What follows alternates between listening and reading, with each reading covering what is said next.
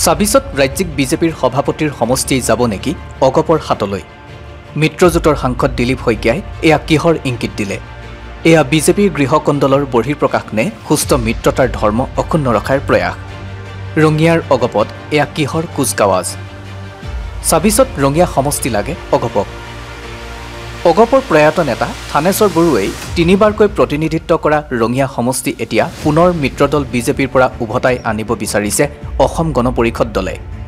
অলপতে অগপ দলৰ কেন্দ্ৰীয় সম্পাদক অৰ্ণৱ ভৰালীয়ে সাংবাদিকৰ আগত কৰা এক মন্তব্যই সম্প্ৰতি ৰঙিয়াৰ ৰাজনৈতিক বতাহ গৰম কৰি ৰাখিছে সম্পাদক ভৰালীয়ে 2026ত বিধানসভা নিৰ্বাচনত ৰঙিয়া সমষ্টিটো বিজেপিয়ে মিত্ৰতাৰ ধৰ্ম অক্ষুণ্ণ ৰাখিয়েই অসম গণ পৰিষদক এৰি দিয়া উচিত বুলি এক মন্তব্য কৰিছিল 2026 চনত আমাৰ দলীয় কৰ্মীসকলে আমাৰ ৰঙিয়া সমষ্টিত বিচাৰিছে যে ৰঙিয়া সমষ্টিত অসম গণ পৰিষদ দলৰ বিধায়ক হোৱাটো গতিকে আমি আমাৰ ৰঙিয়া সমষ্টিৰ অসম গণ পৰিষদ দলৰ যি কৰ্মী নেতা কৰ্মী আছে তেওঁলোকৰ আশা আকাংক্ষাবোৰ যাতে পূৰণ হয় তাৰ বাবে আমি মিত্ৰজোঁটক আমি আহ্বান জনাইছোঁ ৰঙিয়া সমষ্টিৰ প্ৰাক্তন বিধায়ক প্ৰয়াত থানেশ্বৰ বড়ো ছাৰ আমাৰ আটাইৰে শ্ৰদ্ধাৰ আৰু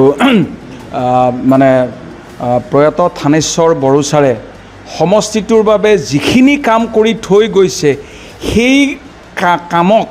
পৰৱৰ্তী পৰ্যায়ত এজন বিধায়কেও চুব পৰা নাই সেইটো একদম চিধা কথা থানেশ্বৰ বড়ো ছাৰ ৰঙিয়া সমষ্টিত তেওঁৰ কাৰ্যকালত 26,000 নিবনুৱা যুৱক যুৱতীক ইয়াতে চৰকাৰী চাকৰিয়ালত মকৰল কৰাইছিলে যি এপল মিল কংগ্ৰেছৰ দিনত ধ্বংস হৈছিল সেই এপল মিল থানেশ্বৰ বড়ো ডাঙৰীয়াৰ পৃষ্ঠপোষকতাত থানেশ্বৰ বড়ো ডাঙৰীয়াৰ নেতৃত্বত ইয়াত স্থাপন হৈছিল ৰঙিয়া তুলসীবাৰীত আপুনি ৰঙিয়া সমষ্টিটো চুকে কোণে যাওক যে সেই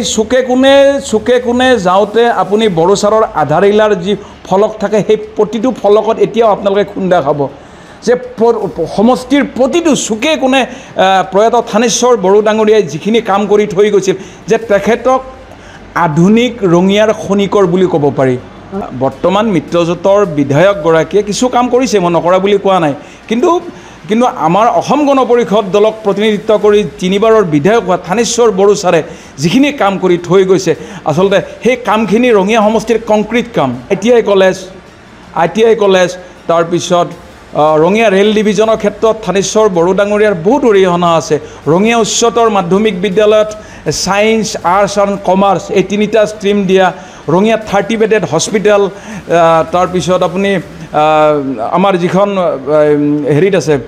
বটাগুচিত যিখন স্বাস্থ্যকেন্দ্ৰ আছে যে অকল ইয়াত বুলি নাই সামগ্ৰিকভাৱে ৰঙিয়া সমষ্টিটোত থানেশ্বৰ বড়ো ছাৰে বহুত এই প্ৰসংগত বিজেপিৰ প্ৰাক্তন ৰাষ্ট্ৰীয় সম্পাদক তথা দৰং ওদালগুৰি সংসদীয় সমষ্টিৰ সাংসদ দিলীপ শইকীয়াক সাংবাদিকে কৰা প্ৰশ্নত সাংসদ শইকীয়াই অতি বিনয়েৰে বিষয়টো সময়ত বিবেচনা কৰা হ'ব বুলি আশ্বাস দিয়াত সম্প্ৰতি গৰম হৈ পৰিছে ৰঙিয়াৰ ৰাজনৈতিক বতাহ তেওঁলোকে বিচাৰাইছে আমি সেইটো শুনিছোঁ আৰু পৰৱৰ্তী সময়ত যেতিয়া নিৰ্বাচনৰ সময় আহিব তেতিয়া আমি আলোচনা কৰিম অগপ দলৰ সৈতে যিহেতু মিত্ৰতাত আছোঁ গতিকে আলোচনা কৰি আমি এটা সিদ্ধান্ত গ্ৰহণ কৰিম গতিকে অৰ্ণৱ গোস্বামী ডাঙৰীয়াৰ যিটো তেখেতৰ যিটো আহ্বান বা যিটো দাবী তাক আমি আদৰণি জনাইছোঁ সাংসদ শইকীয়াৰ এনে প্ৰতিক্ৰিয়াই অগপ দলৰ নেতা কৰ্মীসকলক উৎফুল্লিত কৰি তোলাৰ বিপৰীতে